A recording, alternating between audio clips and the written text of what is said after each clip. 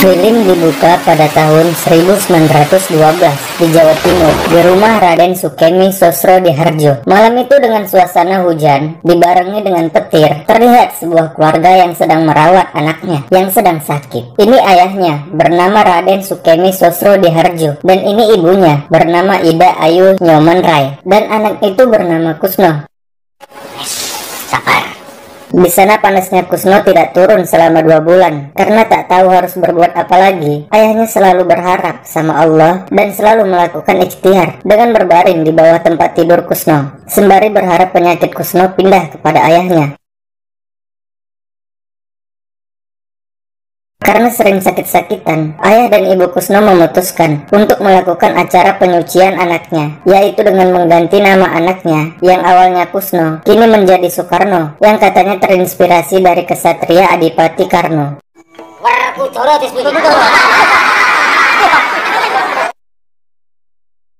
Pada tahun 1920, di sebuah jalan kecil bernama Gang Paneleh 7, Surabaya, tepatnya di rumah Cokro Aminoto, selaku ketua Sarekat Islam. Di rumah itulah Soekarno mondok dan banyak belajar tentang politik, pengorganisasian massa, dan pentingnya menulis di media. Yes, Ini Bapak Guru Bangsa bernama Haji Cokro Aminoto dan ini salah satu muridnya bernama Kartosuwiryo. Bisa dibilang sahabat baiknya Soekarno sewaktu menimba ilmu di sana. Agar menambah nilai sejarahnya, aku akan menjelaskan sedikit tentang sahabat Soekarno ini, bahwa pada masa perang kemerdekaan pada tahun 1945 sampai 1949, Kartosuwiryo terlibat aktif. Namun kekecewaannya terhadap pemerintah membulatkan tekadnya untuk membentuk negara Islam Indonesia yang diproklamirkan pada 7 Agustus 1949.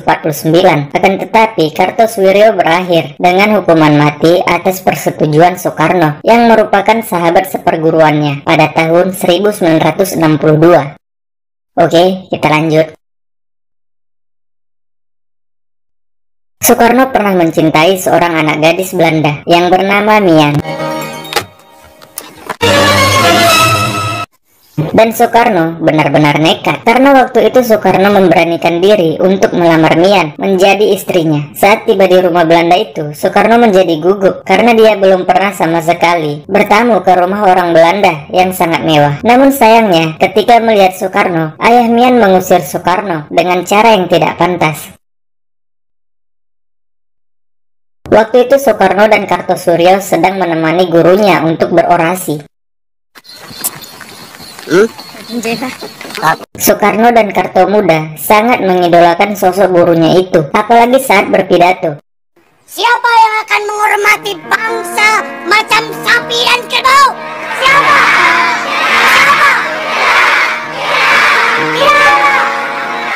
Karena terinspirasi oleh sosok gurunya itulah membuat Soekarno muda banyak belajar tentang cara berpidato dan melatihnya.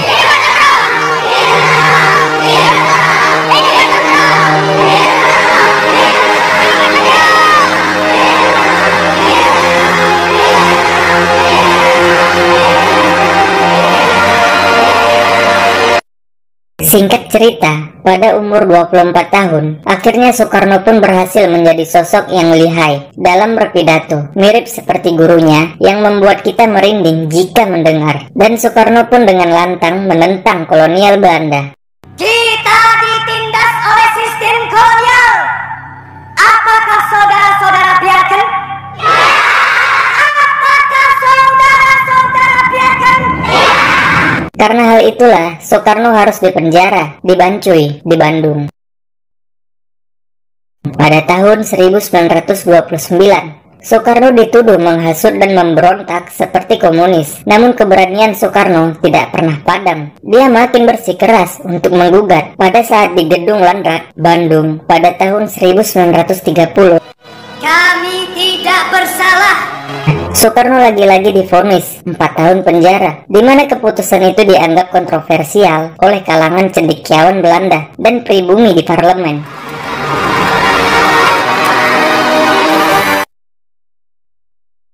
Setelah itu 2 tahun kemudian, Soekarno dibebaskan dan kembali untuk berpolitik. Pada tahun 1934, Soekarno ditangkap lagi dan dibuang ke ND. Selama 4 tahun di ND, bersama istrinya yang bernama Inggit dan ketiga anak angkatnya, Soekarno dipindahkan ke Bengkulu karena malaria. Di kota itu Soekarno istirahat sejenak dari politik. Dia menghabiskan waktu dengan mengajar di sekolah Muhammadiyah, dan di sanalah dia bertemu dengan seorang gadis muda bernama Fatmawati, dan Soekarno pun jatuh hati padanya. Padahal saat itu Soekarno masih menjadi suami Inggit Gernasi, yaitu perempuan yang lebih tua dari Soekarno dan selalu menjadi perisai baginya tatkala di penjara atau bahkan dibuang. Inggit sendiri harus rela melihat sang suami jatuh cinta dengan gadis lain. Di tengah ambang yang hancur, Jepang datang untuk memulai peperangan di Asia Timur. Pada tahun 1940, Jepang menandatangani kesepakatan 3 negara poros bersama Jerman dan Italia. Secara resmi, Jepang pun masuk ke kubu fasis, berseberangan dengan Amerika, Inggris, Australia, dan Belanda. Jepang sendiri masuk ke Indonesia dengan membawa kekacauan.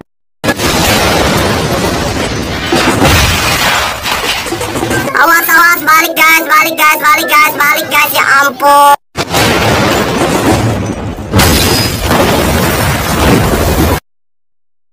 Sementara Soekarno pergi ke rumah Fatmawati, namun bukannya Fatma yang dia temukan. Ia dikejutkan dengan kehadiran ayah dari Fatmawati. Ia menyampaikan pesan dari kalangan Muhammadiyah untuk Soekarno, bahwa Soekarno harus pergi dari Bengkulu karena Jepang sudah masuk ke Balikpapan dan Sumatera bagian barat. Lalu datanglah anak angkat Soekarno dan Inggit. Tentara Belanda bawa ibu dan Kartika. Dia menyampaikan Kartika anak angkat Soekarno dibawa oleh Belanda. Lalu salah satu orang Belanda menyampaikan ingin membawa Soekarno dan keluarganya ke Australia karena Jepang membutuhkan orang seperti Soekarno. Namun sebelum keberangkatannya, seorang suruhan Jepang bagian dari divisi propaganda Nippon, dia menemui Soekarno dan meminta kerjasama untuk mendukung propaganda Nippon karena mereka ingin menghadapi perang di Asia Timur. Pada awalnya Soekarno tidak menyetujui, namun pada akhirnya Soekarno pun menyetujui kerjasama tersebut karena beberapa alasan. Di suatu malam, tentara ini pun membuat kekacauan dengan menculik para gadis pribumi, dan salah satu dari orang tua tersebut mengadu kepada Soekarno.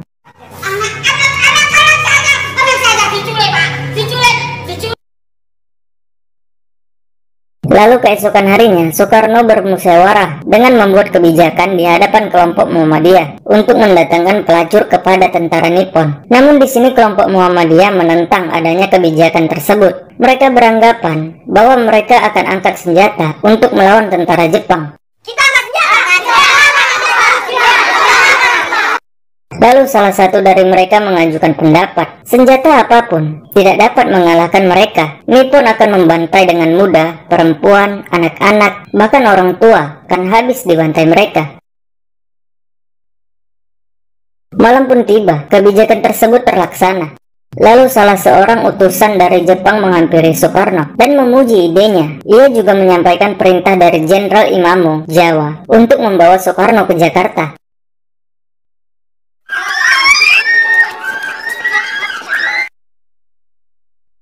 Pada tanggal 9 Juni 1942, Soekarno dan keluarganya dibawa ke Jakarta dengan kapal Bargas. Kedatangan Soekarno di Jakarta disambut oleh Anwar Cokro Aminoto, Suendoro Asmarahadi, Ratna Tsuami, dan Muhammad Hatta. Sejak Jepang masuk ke Batavia atau Jakarta pada tanggal 5 Maret 1942, mereka melancarkan propaganda 3, yaitu Nippon Cahaya Asia, Pelindung Asia, dan Pemimpin Asia. Kehadiran Jepang sederet melahirkan 2 arus pergerakan pemuda yang sama kuat dari berbagai lapisan. Satu pihak mendukung, tapi di pihak lain menentang. Di rumah Muhammad Hatta di Menteng, Jakarta, Soekarno dan Syahrir berdebat dalam kerjasama Nippon, di mana Soekarno mengusulkan untuk bekerja sama dengan Nippon agar tidak terjadi pertumpahan darah. Namun di sana Syahrir dan Muhammad Hatta tak setuju. Akan tetapi pada akhirnya Syahrir dan Hatta tidak punya pilihan lain untuk bersatu dan bertujuan menghindari rakyat Indonesia dari kekejaman Nippon dan untuk mencapai kedaulatan rakyat. Siapa yang bisa menjamin itu? Aku yang menjamin. Aku sudah melakukan itu di Sumatera. Saya sependapat dengan Syahrir.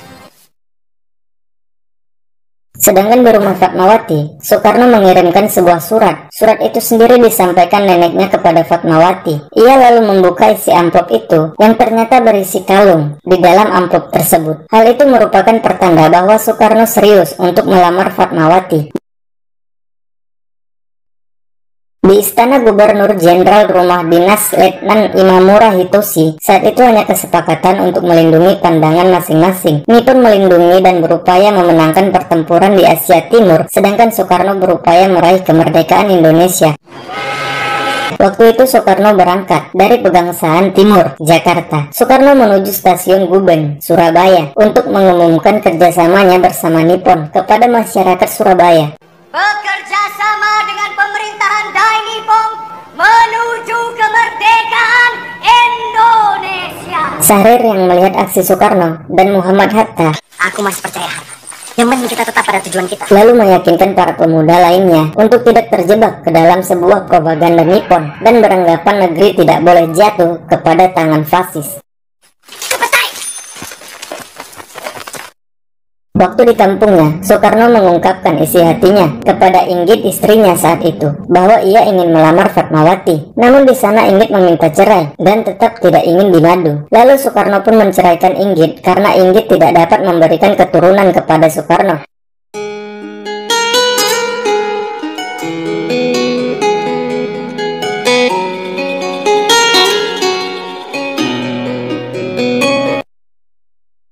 Setelah hal tersebut, Fatmawati pun menikah dengan Soekarno. Ia mendapat keturunan seorang putra bernama Guntur. Lalu beberapa bulan kemudian, datanglah Gatot, teman Soekarno, ketika di penjara Bancu di Sukamiskin bersama teman seperjuangannya bernama Wikana. Pada saat berdiskusi, Gatot memberikan usul kepada Bung Karno untuk menyuarakan kepada para pemuda dan mengambil hati rakyat untuk bergabung dalam PETA dan organisasi Serdadu Pekerja, karena peran serta tersebut akan membantu Nippon dalam upaya meraih kemerdekaan Indonesia. Ante Nippon jangkrik. Namun sialnya, ternyata tidak sesuai dengan harapan. Ternyata tentara Jepang mengambil paksa dan menangkap orang-orang Indonesia dengan cara kekerasan. Syahrir yang melihat itu sangat marah kepada Hatta. Ia beranggapan bahwa tindakan Soekarno dan Hatta untuk merekrut para pemuda ke PETA dan Romusa sama saja menjual pemuda Indonesia untuk fasis, dan tindakan mereka akan dihujat. Tetapi di sini Hatta yakin kalau Soekarno juga sama marahnya dengan Syahrir. Tiap malam Soekarno selalu mendapat selembaran kertas di bawah pintu rumahnya atau lemparan batu ke kaca rumahnya dengan dilapisi kertas. Di dalam kertas itu berisi tulisan hujatan yang dikirim oleh masyarakat atau pemuda setempat yang tidak setuju dengan apa yang dilakukan oleh Soekarno. Namun apa yang telah ia lakukan adalah untuk meraih kemerdekaan Indonesia.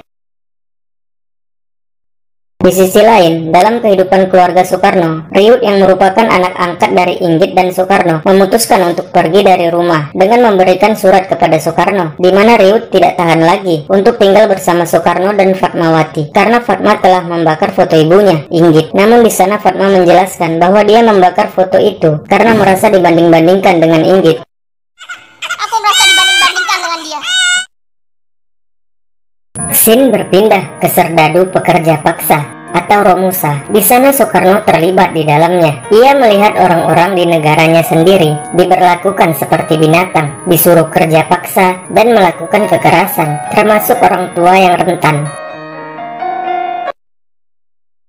Di sisi lain, tentara memaksa orang-orang dari kalangan Muhammadiyah untuk keluar dari Masjid Mustafa, lalu dikumpulkan di sebuah tempat yang kemudian mereka disuruh melakukan penghormatan kepada bendera Jepang. Tetapi salah seorang kiai dari Muhammadiyah itu menentang untuk menghormat kepada bendera Jepang. Kenapa kalian merasa lebih hebat daripada Nabi yang bisa merubah arah kiblat seenaknya? Itu musyrik. Akibat hal itu, kiai tersebut ditebas dari belakang oleh tentara Jepang. Kejadian itu membuat para santri bertekad untuk berjihad.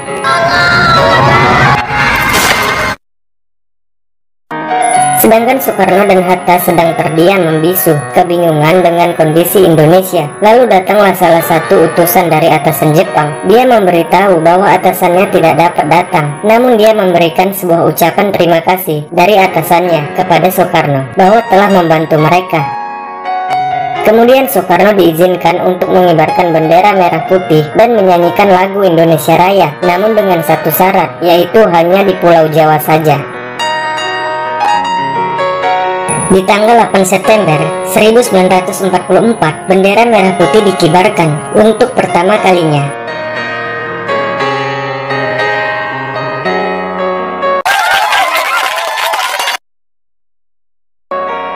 Singkatnya, Soekarno dan Hatta datang ke rumah Laksamana Maida yang merupakan pejabat penghubung Angkatan Darat dan Laut Nippon. Di sana Laksamana Maida menyampaikan kepada Soekarno dan Hatta untuk memikirkan bentuk negara sebelum Tenohekar resmi memberikan kemerdekaan pada Indonesia. Maida sendiri menyarankan bentuk negara Indonesia adalah kerajaan, karena dengan bentuk kerajaan akan lebih mudah bekerja sama dengan Nippon, di mana Soekarno menjadi raja, sedangkan Hatta menjadi perdana menteri. Namun Soekarno meminta untuk membicarakannya kepada Hatta.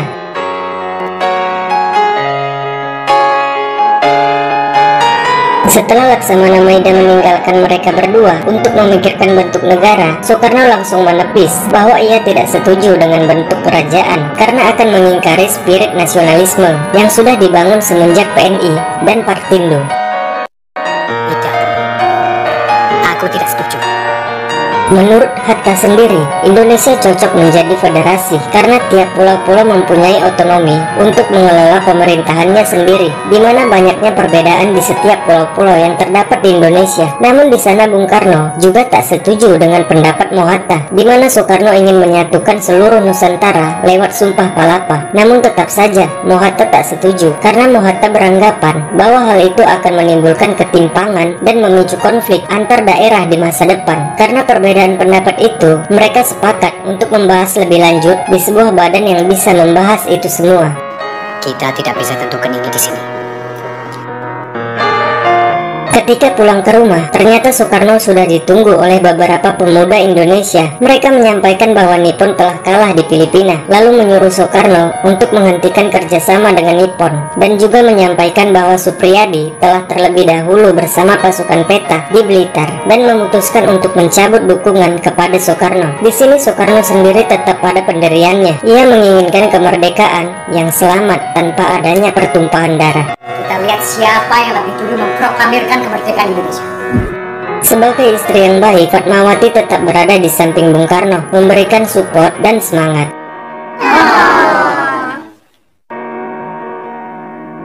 Setelah itu Bung Karno pun sholat tahajud untuk memohon petunjuk kepada Allah Subhanahu wa Ta'ala. Pada tanggal 1 Juni 1945 di Gedung Volksraad dalam sidang BPUPKI merumuskan dasar negara. Ada yang berpendapat bahwa dasar negara Indonesia adalah syariat Islam karena mayoritas penduduk Indonesia adalah beragama Islam. Di sana ada yang menyetujui dan ada pula yang menentang. Melihat situasi seperti itu, Soekarno langsung naik ke podium dan menyuruh mereka untuk diam. Soekarno berbicara karena sudah 3 hari, banyak yang berpidato, tetapi belum ada yang bisa menjawab pertanyaan Ketua Dr. Kaziman Widioningrat mengenai dasar negara Indonesia. Ketika itu ada 5 asas yang disampaikan dan dijelaskan oleh Soekarno dalam pidatonya. Ada 5 asas. Yang pertama, rasa nasionalisme yang bisa menyatukan kita sebagai bangsa. Kemanusiaan adalah butir yang kedua. Butir yang ketiga adalah dalam mufakat yang didasari permusyawaratan dan perwakilan. Lalu butir yang keempat adalah kemerdekaan sosial bagi seluruh rakyat Indonesia. Dan yang terakhir, butir yang kelima adalah pengerucutan dari butir-butir sebelumnya, yaitu bertakwa kepada Tuhan Yang Maha Esa. Namanya adalah Pancasila. Mendengar pidato Soekarno tersebut, serentak semua yang mendengar menyetujui dasar negara tersebut. Maka pada tanggal 1 Juni selalu diperingati hari lahirnya Pancasila. Waktu itu, di Saigon, Vietnam, lebih tepatnya di kantor Marsekal Rauji, panglima tertinggi Jepang di Asia Tenggara. Di sana Soekarno dan Hatta mendapatkan kegembiraan, yaitu kebebasan dari Jepang untuk seluruh pulau yang ada di Indonesia pada tanggal 12 Agustus 1945. Dan hari itu juga bertepatan hari ulang tahun Hatta, di mana kemerdekaan Indonesia adalah hadiah terhebat seumur hidupnya. Kau tersenyum, Bung. Malam itu Syahrir memberikan kabar kepada Soekarno dan Hatta bahwa Hiroshima, Nagasaki telah dibom dan Nippon telah kalah. Ia memberikan usul untuk menolak kemerdekaan dari Nippon dan harus memproklamasikan kemerdekaan sendiri. Mereka masih bisa angkat senjata sendiri. Malam harinya, beberapa pemuda pergi ke tempat Soekarno untuk mendesak segera agar memproklamasikan kemerdekaan Indonesia. Kaum pemuda itu sudah membuat barisan pelopor, dan kaum Heiho pun sudah siap untuk menyerang Jepang jika mereka menghalangi proses proklamasi, kata salah satu dari mereka. Namun di sini Soekarno tetap menunggu sidang PPKI karena itu merupakan jalan yang aman.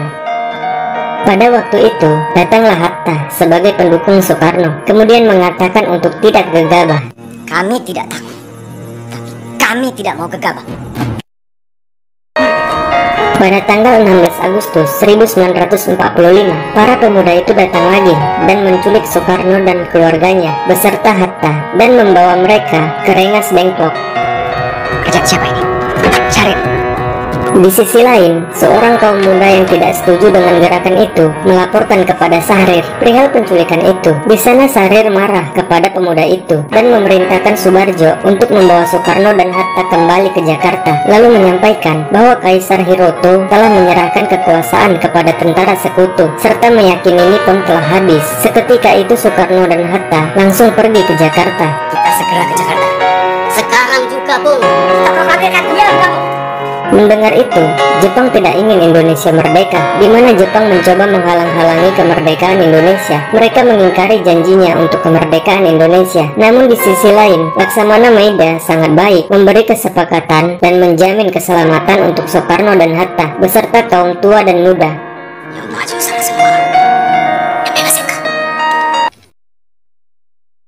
Waktu berkumpul untuk menyiapkan proklamasi yang ingin diproklamirkan untuk kemerdekaan Indonesia. Pada saat itu, Soekarno, Hatta, dan Subarjo berdiskusi untuk menyusun proklamasi, sementara Syahrir mengetik proklamasi itu setelah selesai disusun. Di sisi lain, Fatmawati menjahit bendera merah putih untuk dikibarkan ketika kemerdekaan Indonesia. Dan tibalah hari yang ditunggu-tunggu oleh seluruh rakyat Indonesia, yaitu pada tanggal 17 Agustus 1945. Berita tentang kemerdekaan Indonesia akan diproklamasikan di jam 10 pagi. Kaum muda maupun kaum tua antusias dalam menyelenggarakan kemerdekaan Indonesia. Begitu juga seluruh rakyat Indonesia telah berkumpul untuk mendengarkan dan menyaksikan proklamasi Indonesia. Bertepatan pada jam 10 pagi, Soekarno membacakan proklamasi dengan disaksikan seluruh rakyat Indonesia. Proklamasi. Kami, bangsa Indonesia, dengan ini menyatakan kemerdekaan Indonesia